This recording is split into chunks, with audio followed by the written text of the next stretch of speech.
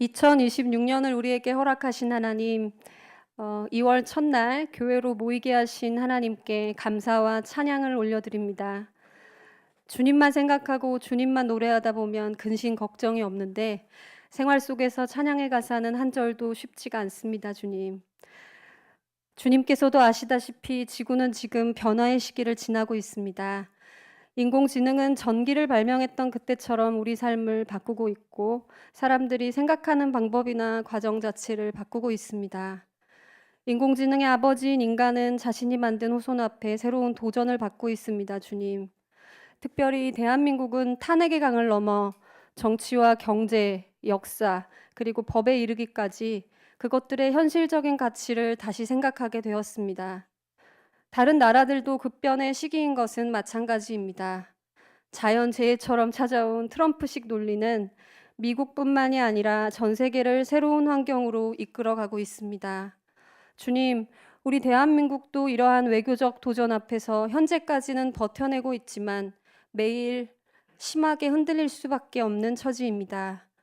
그런 가운데 우리가 살아가는 이 땅의 문제들이 종교와 절대 무관하지 않고 오히려 은밀하게 얽혀 있다는 사실을 깨닫게 됩니다. 주님의 교회된 우리가 우리의 현실을 신앙으로 살아낼 수 있도록 도와주시옵소서. 매일 우리의 현실을 공부하고 우리 삶을 주님 앞으로 가져와 정교하고 섬세하게 분별하도록 성령 하나님 도와주시옵소서. 우리 다드림 교회 또한 새로운 변화의 시기를 맞이하고 있습니다. 일을 허락하시고 이루어 가시며 그 일을 통해 우리를 빚어가시는 주권자 하나님을 찬양합니다. 변화의 한복판에서 두렵고 낯설고 뭔가 잘못됐다는 생각이 불쑥 찾아올 때 우리가 경험하는 갈등이나 고민을 온전히 피할 수는 없겠지만 우리의 고민이 주님 앞에 머물게 하여 주시옵소서. 우리가 주님께 구하는 시간만큼이나 주님께 듣는 시간이 늘어나게 하옵소서. 2월 중에 마련된 임시 공동의회를 인도하여 주옵소서. 청빙위원회 선출, 교회 정관 개정을 논의할 때 하나님의 지혜와 지략, 전략을 부어 주시옵소서. 성도들이 이 일에 관심을 가지고 한몸 되어 기도하게 하옵소서. 또 오늘부터 직분자 훈련이 시작됩니다. 인도하여 주옵소서. 몸과 마음을 건강하고 강건하게 붙들어 주옵소서. 선출된 장로님, 권사님, 안수 집사님들이 주님과 풍성히 교제하는 시간이 되게 하여 주세요. 또 새로운 소그룹의 개강을 앞두고 있습니다. 우리가 이 일을 나의 일이라 생각하게 하옵소서. 진지함과 가벼움 사이에서 즐거이 참여하게 하옵소서. 가능한 많은 사람이 기꺼이 자신의 시간을 허비하게 하옵소서. 더불어 교육부 친구들의 돌봄 학교인 디모데 학교도 준비 중에 있습니다. 인도하시는 이혜미 전도사님과 송혜영 집사님을 든든히 붙드시고 성도들이 함께 기억하며 중보하게 하옵소서. 영유아부터 청소년들까지 다양한 연령층이 기다리고 있습니다. 주일 오후의 시간을 어떻게 보낼 수 있을지, 그 시간을 통해 우리 아이들이 어떻게 하면 교회를 더 좋아하게 될지 성령 하나님 저희들을 가르쳐 주시고 이끌어 주세요. 변화의 시간 가운데 오늘도 하루의 인생을 살아가야 한다는 것은 달라지지 않습니다. 하나님이 허락하신 바가 아니겠습니까? 변하지 않는 저희의 평범한 삶을 주님과 동행하게 하옵소서. 구체적으로 살게 하옵소서. 매일 말씀을 보게 하옵소서. 궁금하게 하옵소서. 내가 본 말씀을 소그룹과 나누게 하옵소서. 수다를 떨게 하옵소서. 새벽 기도하게 하옵소서. 마이크를 켜나 켜지 않으나 같이 기도하게 하옵소서. 차 안에서도 싱크대 앞에서도 화장실에서도 찬양하게 하옵소서. 삶으로 예배하듯 교회 공동체로 나와서 예배하게 하옵소서. 낙심이 되어도 웃음을 잃지 않게 하옵소서. 오늘도 말씀을 통해 예배를 통해 그리스도의 죽음과 부활을 만나게 하실 하나님을 참으로 기대합니다. 죽음과 생명을 한 몸에 지니신 예수를 생각하게 하옵소서. 우리를 어디로 이끄실지 모를 주님 앞에 순복하게 하옵소서. 다만 당신을 따라가는 지혜를 허락하여 주시길 간절히 구합니다. 예수님의 이름으로 기도합니다. 아멘. 오랜만에 또 인사드립니다. 네, 11월에 하고 또 2개월 만에, 3개월 만에 함께하게 됐는데요. 오늘 말씀을 통해 또 하나님의 은혜가 함께하기를 주님의 이름으로 축복합니다. 네, 그 기독교계 슈퍼 인플루언서가 있어요. 김병년. 페이스북 수만 명의 팔로워를 지닌 인기 남이시죠.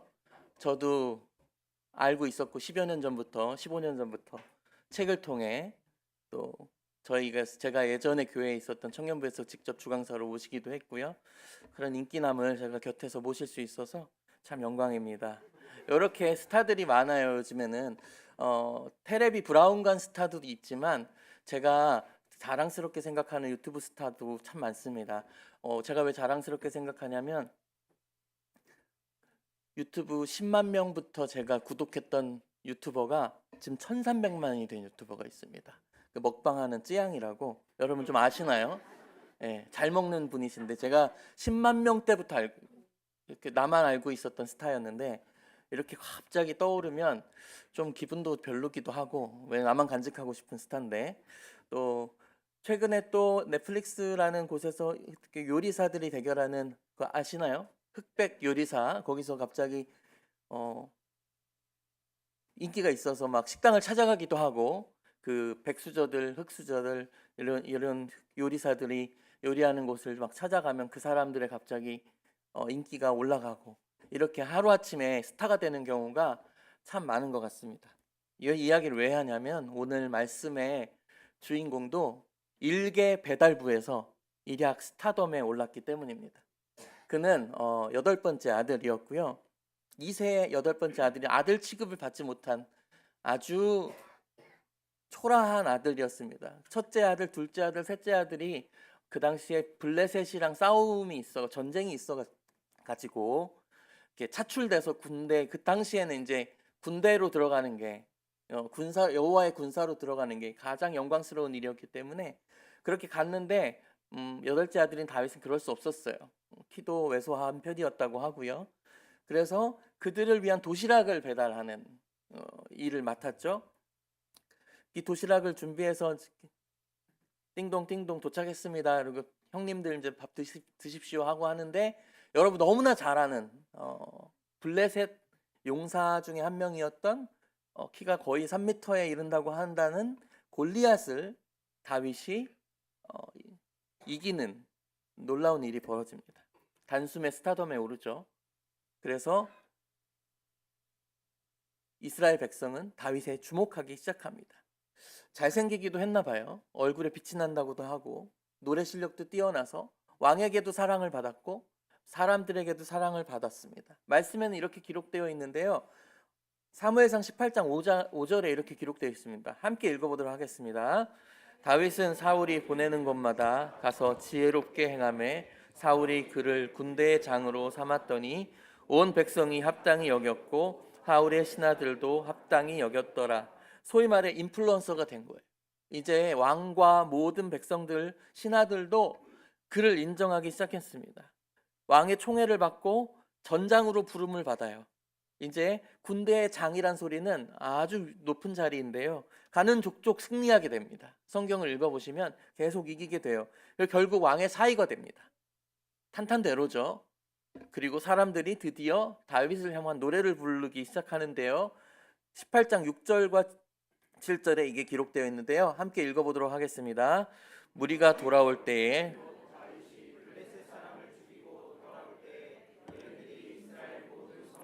나와서 노래하며 춤추며 소고와 경세를 가지고 왕 사울을 환영하는데 여인들이 뛰놀며 노래하여 이르되 사울이 죽인 자는 천천히요 다윗은 만만이도다 한지라. 드디어 다윗을 기뻐하고 그를 높이는 노래가 나오기 시작했습니다. 여기서부터 성경의 분위기는 바뀌기 시작합니다.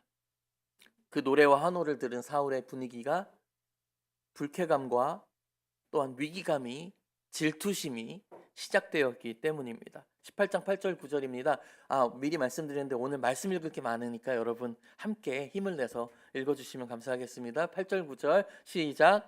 사울이 그 말에 불쾌하여 심히 노하여 이르되 다윗에게는 만만을 돌리고 내게는 천천만 돌리니 그가 더 얻을 것이 나라 말고 무엇이냐 하고 그날 후로 사울이 다윗을 주목하였더라.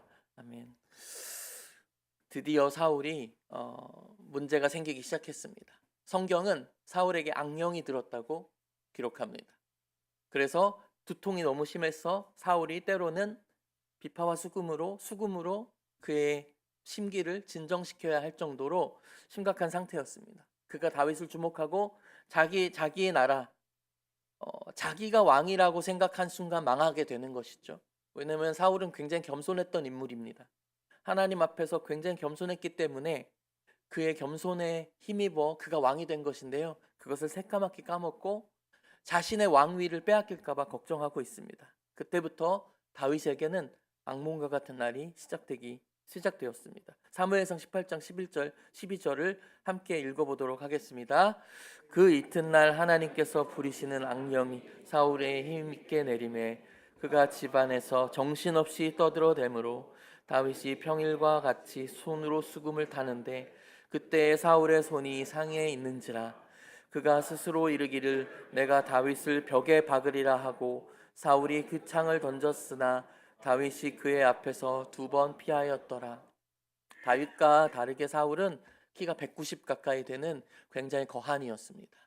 그가 악령에 시달리면서 다윗을 죽이려는 작정으로 이때부터 다윗에게 창을 던지고 다윗을 죽이려 하기 시작합니다. 이렇게 다윗에게는 악몽과 같은 일이 갑자기 벌어집니다.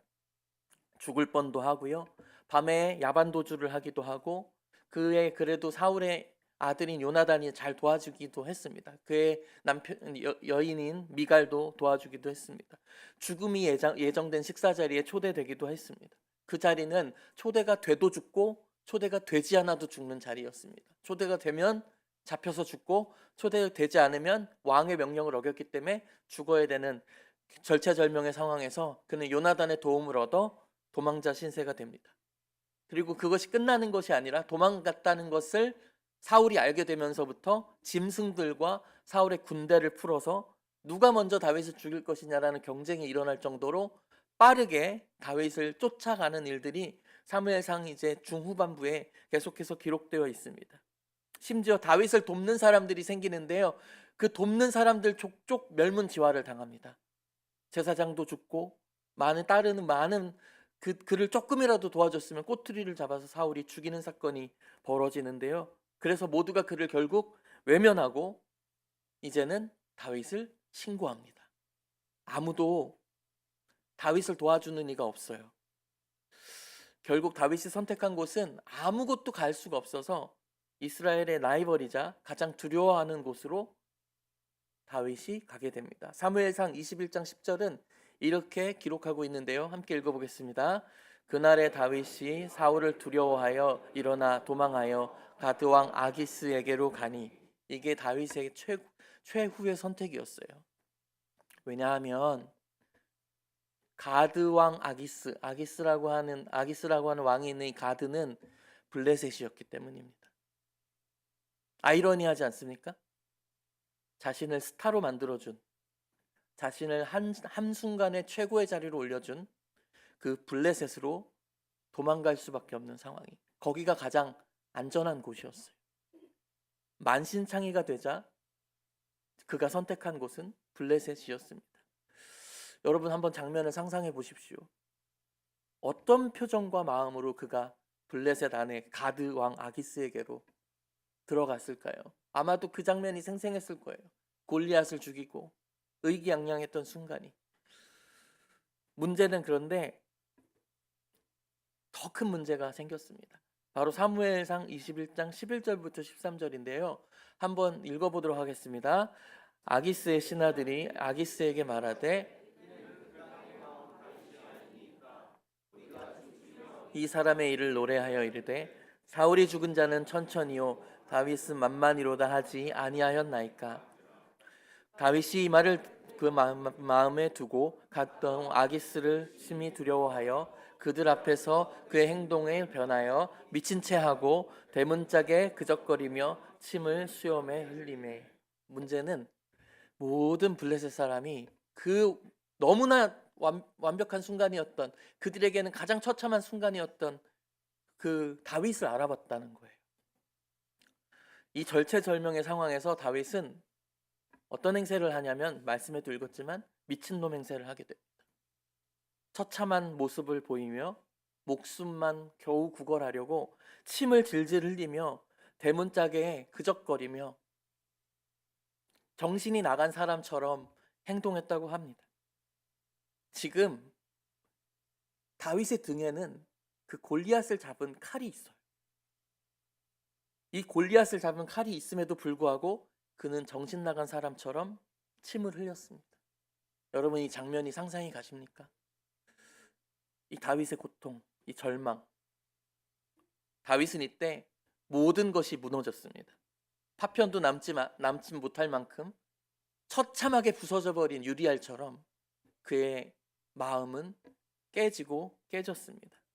그래서 다윗이 어디로 가냐면 1절인데요. 상반절만 함께 읽어보도록 하겠습니다. 시작.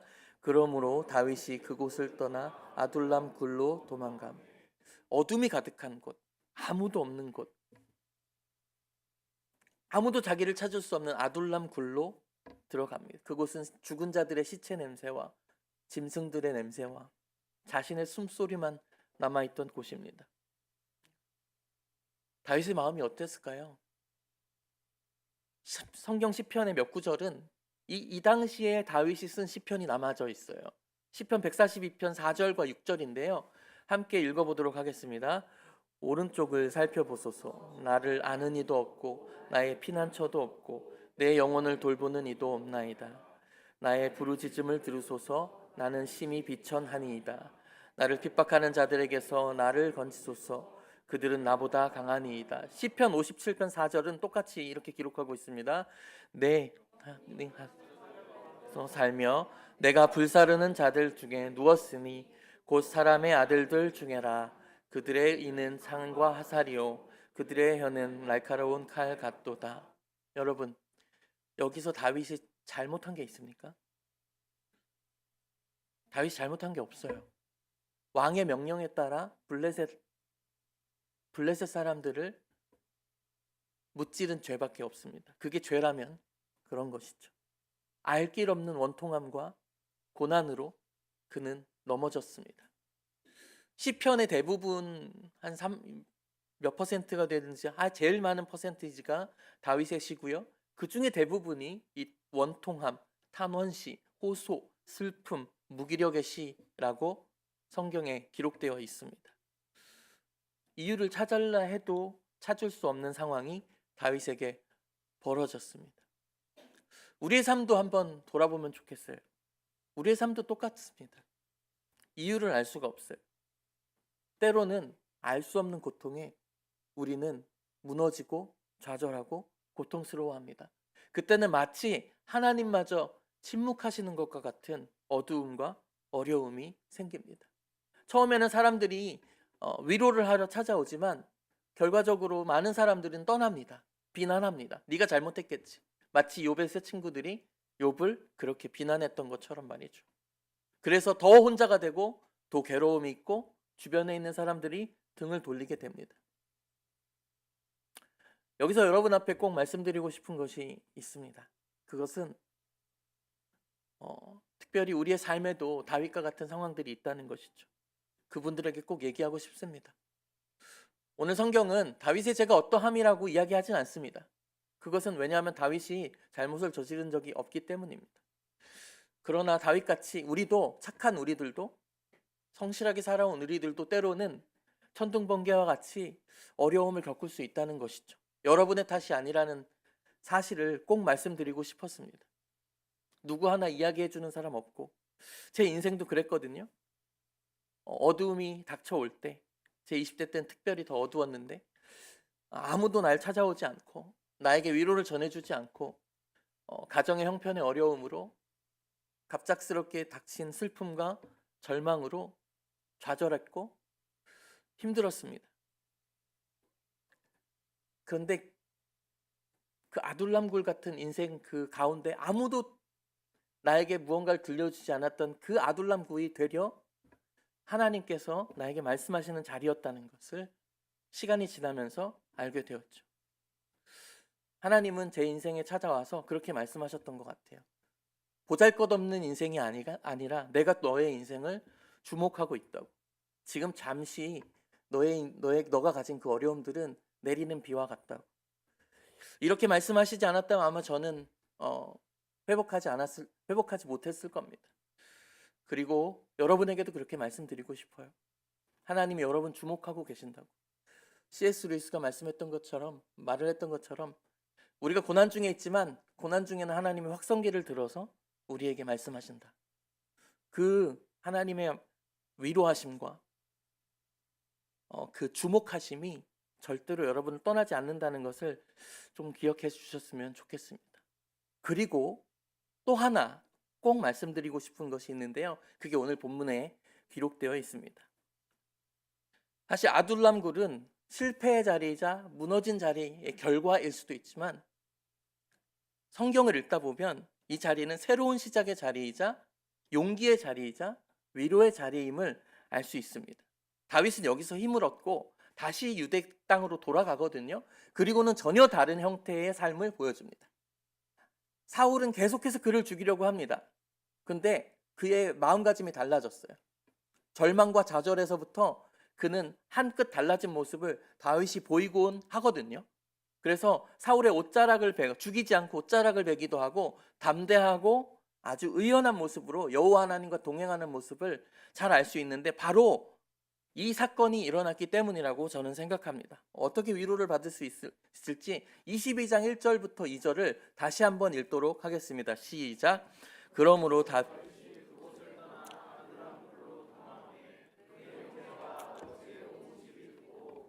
내려가서 그에게 이르렀고 환난당한 모든 자와 빚진 모든 자와 마음이 원통한 자가 다 그에게로 모였고 그는 그들의 우두머리가 되었는데 그와 함께한 자가 400명 가량이었더라. 유일한 변화가 이 단 2절에서 나오는 변화가 있죠. 다윗의 가족들과 친구들이 지금 죽음을 무릅쓰고 달려와 줬습니다. 그들은 모두 능력이 없는 자들입니다. 해결책을 가지고 있는 사람들이 아니에요. 왕의 군대 장관이 아니에요. 정치적으로 무너져서 다윗을 따랐지만 정치적으로 생명이 끊긴 자들도 있었을 것이고요. 원통한 자들이 있었을 것이고요. 다윗의 마음처럼 다 모두가 깨진 사람들이 이들을 찾아왔습니다. 그 숫자는 많지도 적지도 않은 400명이었습니다. 그러나 성경은 그들이 찾아왔을 때 다윗이 일어날 힘을 얻었다고 기록하고 있습니다. 여기서 우리의 상상의 영역입니다. 왜 그랬을까요? 다윗은 왜 일어날 수 있었을까요? 저는 이렇게 생각했어요. 누군가가 와서 그 다윗의 원통함과 자신의 원통함이 만날 때 함께 울고 함께 손을 잡고 눈물 지을 때 사람의 내면에는 놀라운 치유의 축복이 시작된다는 것을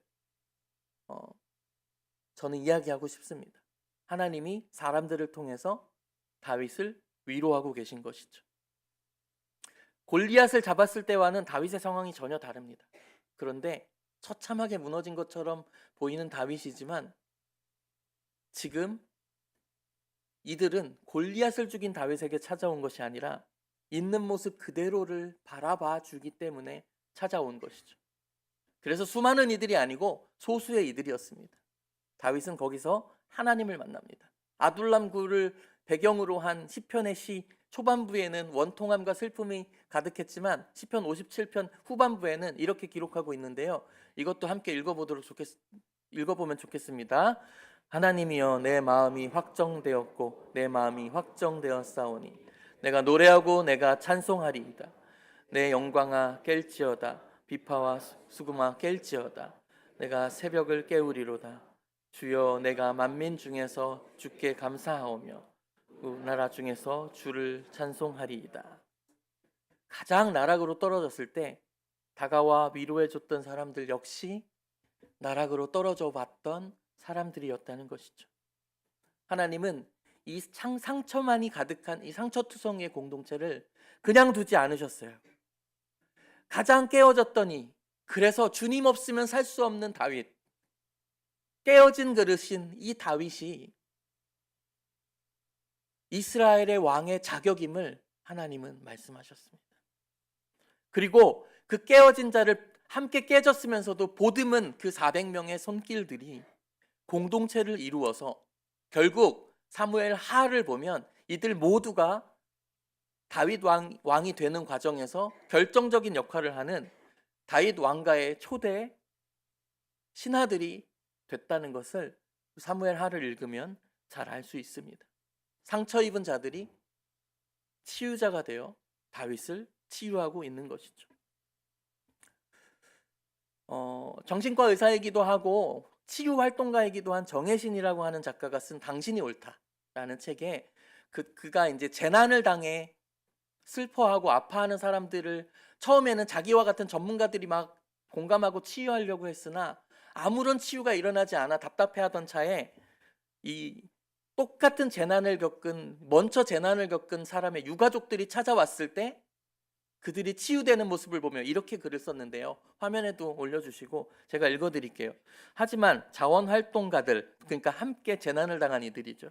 한결같은 일상적 활동가, 그들의 공통 정서인 슬픔과 무기력이 만들어낸 슬픔과 무기력의 거대한 연대는 피해자들을 구하는 동아줄이 되었다. 이게 하나님께서 이 땅에 우리에게 놀라운 신성으로 남겨주신, 함께 할 때 위로하고 눈물 지을 때 무기력의 연대, 이게 말이 안 되잖아요. 무기력이 어떻게 연대가 될 수 있어요? 그러나 이 무기력으로 하나님은 치유를 하신다는 것을 알 수 있습니다. 제가 참 좋아하는 작가인 헨리 나우엔이라고 하는, 돌아가셨지만 그는 원래 가톨릭 성공의 사제였습니다. 그러면서 신학교 교수이기도 했습니다. 뉴욕의 유수한 대학교 교수로 지내던 어느 날 삶의 회의를 느끼고 그는 라르시라고 하는 프랑스의 장애인 공동체로 들어가서 교육을 받게 됩니다. 그리고 캐나다의 똑같은 공동체, 라르시 공동체의 이름은 데이브레이크라고 하는 장애인 공동체에서 아무것도 밥을 먹이지 않고는, 자기가 씻겨주지 않고는 아무 몸을 움직일 수 없는 장애인인 아담이라고 하는 사람을 섬기면서 낸 책이 있는데요. 그 책 이름이 돌봄의 영성이라는 책입니다. 그 돌봄의 영성에서 아담을 평생 돌보주면서 그는 그걸 느꼈어요. 아, 내가 도와주고 있지만 치유를 받는 것은 오히려 나구나. 자기가 헨리 나우엔이 치유를 받고 있구나. 깨어지고 무기력한 사람들의 세상 속에 들어가서 연약한 사람들끼리 교제를 나누는 것이 그리스도께서 우리에게 주신 선물이구나라고 하면서 이렇게 기록하고 있습니다. 화면에도 보시고요. 제가 읽어드릴게요. 돌봄을 주고받는 지극히 인간적인 교류 속에서 우리는 하나님의 사랑받는 자녀라는 자신의 정체성을 더욱 온전히 붙들 수 있다. 인간적인 강점과 약점을 모두 지닌 채로 말이다. 그러려면 돌봄에 대한 중압감과 저항감을 최대한 줄이고 연약한 사람들과의 교제 속에 함께 있는 것에 더 초점을 맞추어야 한다. 그리고 돌본다는 것은 상대의 부르짖음을 듣고 그 고통, 혼난, 외로움, 고립, 잊힌 존재가 되는 심정에 공감하는 일이다. 뭔가 행동을 취하는 일은 그 다음 문제이다. 인간의 이 심성이 어디서부터 왔냐면 예수 그리스도로부터 왔습니다. 예수 그리스도는 하나님의 아들이시며 이 땅에서 모든 이들에게 긍휼과 자비를 베푸신 분입니다.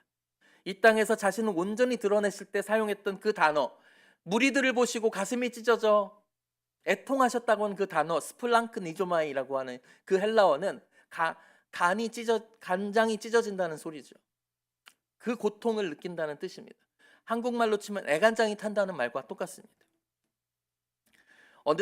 탈무드인데요. 탈무드에서 이런 예화가 있어요. 랍비가 엘리야에게 물었습니다. 메시아는 언제 오십니까? 도대체 그를 어디서 찾을 수 있습니까? 메시아가 보이지 않습니다. 엘리야가 이렇게 대답했다고 합니다. 그는 성문 앞 가난하고 병든 사람들 속에 앉아 있다네. 이 탈무드의 예화처럼 예수 그리스도는 늘 절망하고 좌절하고 넘어지고 쓰러진 자들 앞에 곁에서 함께 우셨습니다. 함께 눈물 지으시고 손을 잡아주시고 그들을 위로하셨습니다. 그 눈물이, 그 공감이, 그 위로가 사람들에게 심어지고 성령의 역사를 통해서 우리도 그 능력을 사용할 수 있게 되자 그제서야 초대교회가 부흥하기 시작합니다. 초대교회가 뭐 잘나서 부흥한 게 아닙니다. 모두 상처를 입은 사람들의 모임이었기 때문에 그런 것이죠. 마지막으로 헬리나오에는 또 책 말미에서 이렇게 이야기합니다. 돌보는 사람과 돌봄을 받는 사람이 내적 치유와 해방과 변화를 경험하는 기회다. 따라서 우리에게는 서로가 필요하다. 그리스도인이 된다는 것은 혼자서 되는 일이 아니다. 그리스도인이 되는 것은 혼자서 되는 일이 아니다. 돌봄을 받는 사람만 치유가 되는 것이 아니고 돌보는 사람 역시 치유가 된다는 놀라운 역사, 그 역설, 그 기적이 하나님이 이 땅에 내려주신 아름다운 기적, 신기한 법칙입니다. 그래서 돌봄은 승리입니다. 아무리 수많은 이들이 나를 떠난다 할지라도 예수 그리스도와 주님이 나를 함께 하실 때, 그리고 나를 불쌍히 여기는 사람들이 손을 잡아주고 함께 위로할 때, 저는 그곳에서 회복이 일어나고 놀라운 역사가 일어난다고 생각합니다. 저는 아둘람 공동체가 교회의 원형이라고 생각해요. 그곳에서부터 하나님의 역사가 일어나는 것이죠. 저는 한번 말씀드렸지만 암을 2번이나 겪은 사람입니다. 암을 겪기 전엔 어머님이 신부전증으로 쓰러지셔서 오늘을 넘기시기가 힘들다는 선고 또한 받은 적이 있습니다. 그때가 2016년, 2017년이었고 제가 2020년에 암에 걸렸습니다. 어머니는 신부전증의 말기 신부전증 환자가 되었고 저는 암 환자가 되었습니다. 교회를 그만둘 수밖에 없었습니다. 근데 교회를 그만두고 잠시 아버지에게 어머니를 부탁하고 아내의 허락을 받아 제주도에서 2달 정도 지냈습니다. 사실은 그때는 막막한 심정으로 도망치듯, 왜냐하면 마치 제가 암에 걸린 것이 이유가 없는 것 같지만 제 죄인 것만 같기도 하고 제 문제인 것만 같기도 해서 왜 우리 집안에 이런 일이 벌어졌을까? 나는 쓸모없는 놈인 게 분명해. 또다시 좌절하고 절망해서 서귀포 가장 남단에서 아무도 없는 곳에서 살기 시작했습니다. 그때 그 2달 동안 제가 그전까지 섬겼던 교회에서 약 40-50명의 청년들이 4명씩, 한 주에 4명씩 목요일날 휴가를 가져서 목, 금, 토, 일을, 그때 코로나라 주일 예배가 없던 때라 목, 금, 토, 일을 저와 함께 해주셨습니다. 매주 돌아가면서, 그러니까 그들이 짠 거예요. 일정을, 스케줄을. 그래서 제가 외롭지 않도록, 슬프지 않도록 그렇게 함께 울고 웃고 성찬하고 예배드리고 그랬던 기억이 있습니다. 그리고 제가 회복되더라고요. 깨어진 사람들의 연합에서 저는 무언가에 조각이 맞춰지는 경험을 했습니다. 아, 이것이 하나님이 역사하시는 방법이구나. 뭐 거대한 확성기로 거대한 선포를 아주 멋들어지게 해야 놀라운 일들이 일어나는 것이 아니라 슬픔에 슬픔으로 마주하고 눈물을 함께 눈물로 마주하고 손을 잡아줄 때 하나님 나라의 역사는 이루어가고 시작되는구나. 그 놀라운 역사가 다드림 공동체에도 있기를 소망합니다. 사진을 몇 장 보여드릴 건데요. 이 도자기인데요. 킨츠키라는 공법이에요. 킨츠키 기억하시고 다음 장면 보여주세요. 뭔지 아시죠? 대충 아시겠죠? 이게 원래는 다 깨진 그릇들이에요. 그런데 거기에 금을 붙여가지고 그 깨진 그릇을 이어 새로운 작품으로 만드는 공법이 킨츠키 공법이라고 합니다. 다음 장면도 넘겨주죠. 저렇게 너무 아름답고 예쁜 그릇이 되죠. 우리는 여러분 다 깨져요. 다 넘어집니다. 쓰러집니다. 그런데 그것을 붙이시는 분은 우리 하나님이십니다. 그 하나님께서 우리 깨진 부분을 붙이셔서 새로운 그릇으로 만들어 가십니다.